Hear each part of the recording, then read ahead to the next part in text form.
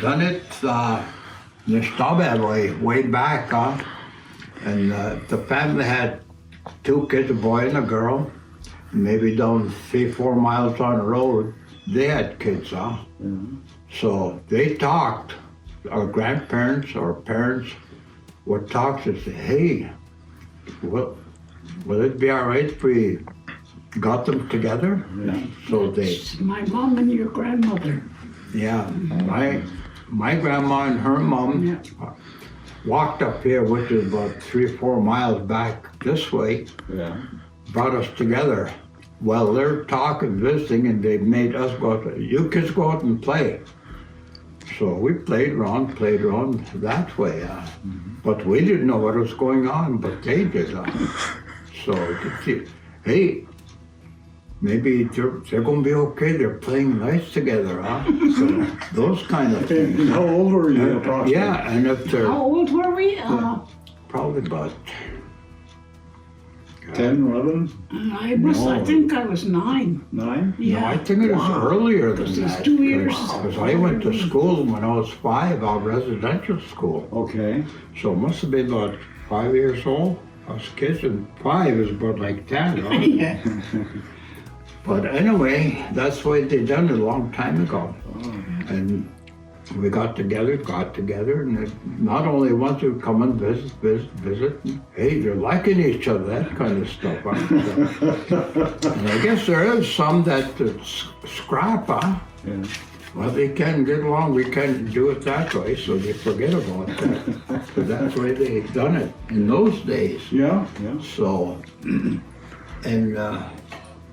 and I always go to the Spirit Lake. I'm a storyteller from way back, Yeah. and as I'm talking to the chief right now, this is what it is. The Spirit people is listening to me talking to you right now, that kind of stuff. And I keep telling people that, Yeah. when I say Spirit people, that's your great grandfather, Okay. 5, 6 generations, and that's the way I got back to my language. I'm the Shumsak Lokmista, Wapnunakia, Shawnam, Gishmuinagiredna.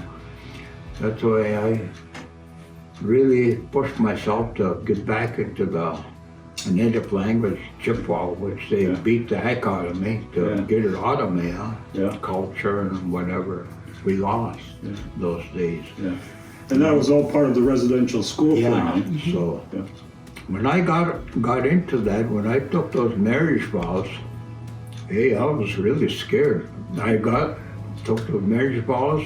After that, I couldn't leave her because I would be punished by the Spirit people. Hey, you took marriage vows, you through life and death and all that, or until death do we part. That's that right. kind of stuff. Yeah. That's what the minister told us at the church. So we're still together. Yeah. 70 years, and a lot of people ask me, I said, how did you do that? I said, one thing, learn how to duck. Those kind of things. Yeah. And, But that was all in fun. yeah, it was always fun. And we always get, there's no perfect marriage, because there's always got to be arguments. Oh, yeah. Oh, yeah. It's Yeah. not a smooth thing all the way. There's always got to be an argument, and I always say, don't make mountains out of little molehills. Right. Yeah. You got to stop right now. Hey, what am I doing? Why I know a couple of times, hey, something's wrong with us here. We kept after each other all the time, every day. And so we just sat down, we talked about it, and we said, hey, I think we're doing this wrong. We shouldn't be squabbling like this. And that builds up, and it builds up as you go. And the next day, same thing again. Don't even talk to each other, that kind of stuff. Yeah. So we sit down and talk it over, and so we know what's right and what's wrong. And another thing too about the residential schools too, Okay. I think I learned a good lesson over there, the way I was treated over there. And when I got back, and I said, to myself, I promised myself, I said, I will never treat anybody as the way I was treated over there. So that's what I try to do all through my life. Treat everybody good, best you can, and keep thinking to yourself that you don't want to be treated that way. Right, So yeah. you turn around and treat everybody the way they should be treated. Yeah. That kind of stuff. So Especially when you raise your kids. Eh? yeah, Yeah. same thing with the kids. Yeah. And that's the way it ended up. Even the kids hardly spanked them, talked to them, understand what is right and wrong.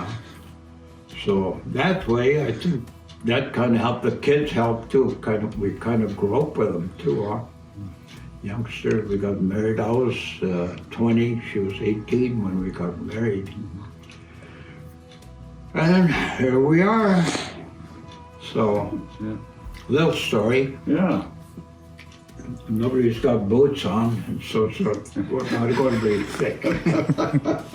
Nobody's got waders on. Eh?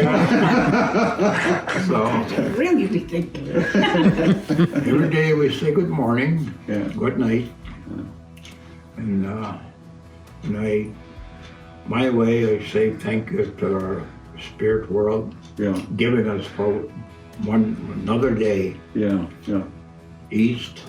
Mishom Sogno, Mr. Miguetski Misham, Minam Godinkishik. Shanum Gagonekea, or the Egg. Miguetski Misham, Minam Godinkishik. Gishmon Gagonekea, Miguetski Misham, Minam Godinkishik. Kiwad no Gagonekea, Egg. Miguetski Misham, Minam Godinkishik. That's my prayer. Every night, I say that. Thank the Spirit. Grandfather said, give us another day of life. Yeah. Yeah. And another thing too I notice is not enough thanks goes around to people to appreciate what we got. Right. Yeah.